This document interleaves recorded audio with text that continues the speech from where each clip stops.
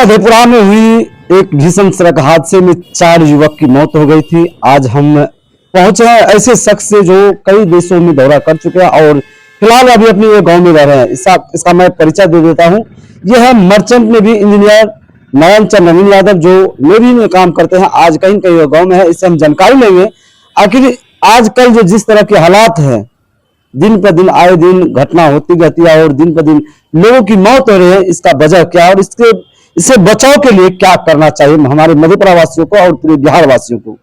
सबसे पहले तो मेरे चैनल में बहुत बहुत स्वागत। सबसे पहले सर हर हर महादेव, जय श्री राम, जय श्री कृष्ण और धन्यवाद आपके चैनल को और उन परिवारों को जिनके बच्चे चले जाते हैं, उनके लिए काफ़ी गहरी संवेदना और व्यक्त करते हैं। बहुत दुख की बात है। सबसे बड़ी बात सर, आपने बहुत अच्छा ये बात पूछा कि क्या ये है।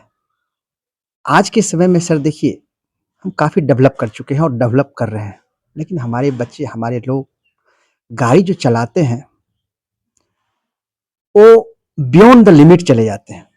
They must be under the limit. उनको लिमिट में रहना चाहिए। जैसे ही आप बियॉन्ड द लिमिट जाएंगे, यू आर नथिंग। तो जब तक आप कंट्रोल में गाड़ी नहीं चलाएंगे, कंट्रोल में करने के लिए आपको संयमित रहना पड़ेगा। संयमित रह करके गाड़ी चलाएंगे, नॉर्म्स को फॉलो करेंगे, तब इस तरह की घटना आए दिन बराबर में देखते रहता हूँ सर। कहीं मोटरसाइकिल से हो गए, दोस्त जा रहे हैं, कोई रील बनाने के चक्कर में चले गए, कोई काफ़ी उसको ये कर दिया। माने ऐसा कोई भी दिन नहीं है जो कि घटना का, सिलसिलेवार घटना का ये नहीं आता। बहुत दुख होता है।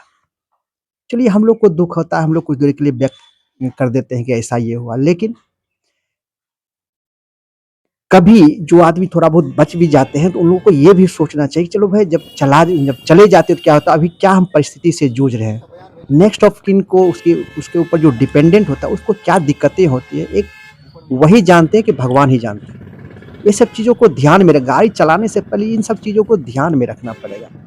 आप देखिए, हमारे यहाँ तो चलिए रोड पर चलते हैं, अभी तो थोड़ा बहुत रोड वगैरह भी सही हो गया, लोग ओवर स्पीड चलाते हैं, लेकिन उसको नियम कानून की तरह चलना चाहिए। अगर नियम कानून की तरह चलते तो इस तरह की सिचुएशन नहीं हो। और सबसे दूसरी बात क्या है सर, कि जगह जगह अगर अभी टेक्नोलॉजी काफ़ी डेवलप कर चुकी है।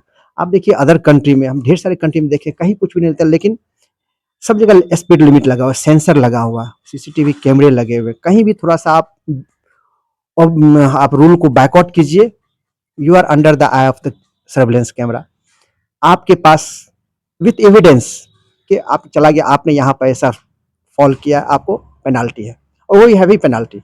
लोग पेमेंट करते हैं और जब आर्थिक लॉस होता है तो लोग को ध्यान में रहता है। हम सरकार से, आपके माध्यम से, आपके चैनलों के माध्यम से हम सरकार से ये भी विनती कि जगह जगह आप सीसीटीवी कैमरे लगाए, जगह जगह आप सेंसर लगाए, और सभी का कंट्रोलिंग जो नियर बाय क्या कहते हैं आपको, थाने होते हैं, वहाँ से आप मॉनिटरिंग होने दीजिए। देखिए हमारे प्रशासन के जो अधिकारी सब है या जो स्टाफ सब, वो लोग भी थोड़ा आराम से रहेंगे और वहीं से मॉनिटरिंग करेंगे।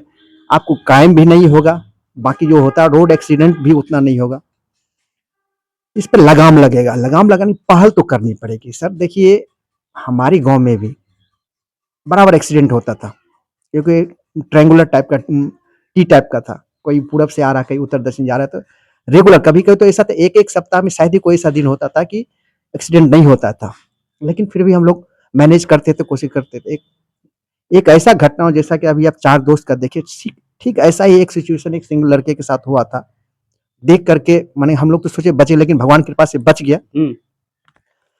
तो उसी समय मैंने क्या किया, अपने डीएम साहब को चिट्ठी मेल डाला, अपना रोड डिपार्टमेंट में डाला, अपना सीओ साहब को डाला, बीडीओ साहब को, अपने थाना प्रभारी से रिक्वेस्ट किया।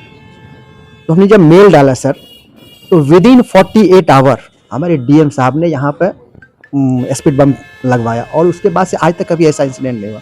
बाकी जगह भी लगाओ, लेकिन यहाँ पर लगने से देखिए स्पीड बम से होने से आप कंट्रोल में चलते हैं। जब तक कंट्रोल में नहीं चलेंगे तब तक आप सरवाइव नहीं कर सकते हैं। जी जी, जिस तरह से देख रहे हैं कि आप, चाहे वो रोड की बात हो, एक्सीडेंट की बात हो या मंदिर की बात हो, आप किसी ना किसी पे आवाज उठाते हैं। जो सच्चाई की लिए है उस पर आप आवाज उठाते हैं। क्या लगता है, जो जिस तरह से 4 दोस्त की दर्दनाक मौत हुई है, इस पे आप डीएम साहब को ईमेल के माध्यम से या चैनल के माध्यम से आप अवगत करा ही रहे, करेंगे? ऑफ कोर्स हम कराएंगे सर। अगर इस पे बात नहीं बनती तो हमारा तो देखिए, हमारा तो क्लियर कट है। अगर बात बन जाती है तो ठीक है, नहीं तो हम डीएम साहब या उनसे जो रिलेटेड जो बड़े से बड़े पदाधिकारी हैं या मंत्रालय है, मैं तो उसको लिखता हूँ, जो हमको व्यक्तिगत रूप से जानते हैं, they know me very well. जी, सिर्फ आप दिखावा में नहीं आते, लेकिन आप नीचे से जरूर काम करते हैं, ये तो देखिए, सारे लोग जानते हैं। बात सही है सर, ये तो अपने मेरे पिताजी का आशीर्वाद है, भगवान का कृपा है कि हम देखिए लाइट में नहीं आते हैं, वो तो आप लोग थोड़ा बहुत ये चलिए है तो ये जान जाते हैं, लेकिन हमारा एक अलग हिसाब किताब है। मेरे पिताजी भी फौज में थे, तो हम लोग देश के लिए समर्पित होते हैं, अपने देश धर्म संस्कृति के लिए समर्पित होते हैं। तो जो हमें ज्ञान मिला उस हिसाब से हम वो करते हैं, ठीक है। और हम इसके लिए भी हम आपके चैनल के माध्यम से अपने डीएम साहब, अपने प्रशासन ये रिक्वेस्ट करें कि आप सर देन एंड देयर, अगर आपके लिए हर एक चीज सक्षम है, आप कर सकते हैं। जगह जगह आप सेंसर लगवाइए, मॉनिटरिंग होगा, सीसीटीवी कैमरे रहेंगे, कुछ भी होगा ताकि कोई लोग इलीगल इधर उधर नहीं कर सकता। क्राइम भी ऐसा, तो क्राइम भी रुक जाएगा, किसी को कोई बॉदरेशन का ये नहीं है। देखिए कुछ ऐसे भी कंट्री है जहाँ कोई भी क्राइम नहीं होता है, कोई भी क्राइम, वहां जेल सब है ही नहीं। हमारे यहाँ क्यों नहीं, क्यों हमारे यहाँ तो कुछ एक अलग, उस पर मैं बातचीत नहीं करूंगा अभी। हम आपके लिए बहुत दुख की बात है सर, उतना बोला भी नहीं जा सकता है, लेकिन क्या करें, वो चारों दोस्त का ये सब देख करके मन द्रवित हो, काफी ये हो जाता है, बहुत दुख होता है सर। उसके परिवार, उसके बच्चे या बाकी जो चले जाते हैं उसको क्या दिक्कत होता है, जिस किसी का परिवार चला जाता है, जनरेशन, एक जनरेशन गैप ही हो जाता है, तो उसके लिए जीना बहुत असंभव हो जाता है। बच्चे का जो देखभाल है, उसके परिवार, पत्नी अगर है या माँ बेटे, तो उसको कोई देखने वाला नहीं होता है। एक भगवान ही है तो होता है, दूसरा वो खुद होता है। इन सब चीजों को ध्यान में रख करके चलना पड़ेगा। सर अब जो पीढ़ी है, युवा पीढ़ी है, उसके लिए क्या कहेंगे? सर देखिए, हम आपके माध्यम से युवा पीढ़ी से यही विनती करेंगे, रिक्वेस्ट करेंगे कि आप लोग अंडर द इन्फ्लुएंस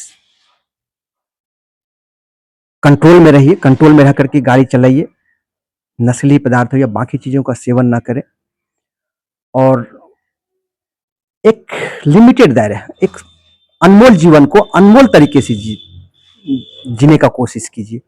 और आपके माध्यम से हम गार्जियन को भी थोड़ा ये एक सलाह देते हैं और प्रार्थना भी करते हैं कि आप अपने बच्चों पे ध्यान रखिए, निगरानी रखिए। आपके बच्चे कहाँ जा रहे हैं, क्या कर रहे हैं, किसके इन्फ्लुएंस में आ रहे हैं, सबसे पहले आपको ध्यान में देना होगा। अगर आप अपने बच्चे पे थोड़ा सा समय देंगे, उसको समझेंगे, तो आपके बच्चे गलत नहीं, हमारे बच्चे कभी गलत नहीं करते, बशर्ते एक क्या कहते हैं, एक बैड एलिमेंट्स, बैड थॉट में चले जाते हैं। उसको, उसके लिए गार्जियन का पहला ड्यूटी बनता है, फर्स्ट कर्तव्य होता है उसका कि उसको समझाए। जब तक उस पर समय नहीं देंगे तो बच्चे तो आपके इधर उधर जाकर के दोस्तों के साथ में आकर के इधर उधर की वारदात करेंगे, घटना होगी। और जितना भी ये घटना होती है सर, खासकर एक्सीडेंट, तो दोस्तों के बहकावे या बाकी के बहकावे में ही होता है, नस्ली पदार्थों के सेवन से ही होता है। इस सब पर तो लगाम अपने को भी लगाना और गार्जियन को भी। इसके लिए गार्जियन की पहल जरूरी, ये नहीं कि आप प्रशासन के ऊपर छोड़ दिए, प्रशासन नहीं, प्रशासन आपके लिए हमेशा तत्पर रहती है कि कहीं भी कुछ तुरंत बोलता नहीं ऐसा क्यों, वैसा नहीं, मौका आप देते हैं। प्रशासन तो हमेशा कहते हैं कि कभी आप नशीली चीज़ों को नहीं यूज करें। आप देखिए मूवी सब में देखिए बड़े बड़े मोटे मोटे अक्षर रहते हैं, और हमारे आदरणीय मुख्यमंत्री साहब नीतीश कुमार जी ने भी इसके लिए काफ़ी पहल की हमारे प्रशासन। लेकिन लोग इसको दूसरे तरीके से लेते हैं, इसको दूसरे पॉजिटिव वे में लेना चाहिए, क्योंकि आपके रक्षा के लिए, हमेशा आपके लिए प्रतिबद्ध है। आपको उस हिसाब से सोचना पड़ेगा, चलना पड़ेगा, तभी आप सर्वाइव कर सकते हैं। और यातायात नियमों का हर तरह से आप पालन कीजिए, आपको कभी कोई परेशानी नहीं होगी जी। तो देखिए मेरे साथ ये थे इंजीनियर नयनचंद नवीन यादव। इसके बारे में मैं कुछ विशेषता बता दूं कि ये वैसे दिखावे भी बहुत कम आते हैं, लेकिन इन्होंने जिन बातों पे आवाज यहाँ से, चाहे मंत्रालय में लिखा हो या डीएम साहब के पास लिखा हो, या आप श्रीनगर की बात कर लीजिए, या झिटकिया की बात कर लीजिए, या मत्स्यगंधा की बात कर लीजिए, आज कहीं न कहीं वो ग्लास ब्रिज बना और यदि मत्स्यगंधा में कार्य हो रहा है तो इन्हीं भाई साहब का देन है जो आवाज उठाए, आज कहीं न कहीं उस पर वर्क चल रहा है। तो ये इस तरह की आवाज उठाते हैं। ये लक्ष्मीनिया में भी दिन ब दिन घटना होते थे, सप्ताह में लगभग 4 रोज घटना होते थे, लेकिन इन्होंने डीएम साहब को ईमेल किए और ईमेल के माध्यम से जब जानकारी हुई तो 48 घंटा के अंदर वहां पे वो स्पीड ब्रेकर लग गया। आज हादसा थम गई है, हादसा आगे जब से लगा लगभग 6 महीना हो चुका है, नहीं हो रहा। तो इन्होंने इस तरह से लिखते हैं, कहीं भी सच्चाई को लिखने का हर संभव प्रयास करते हैं।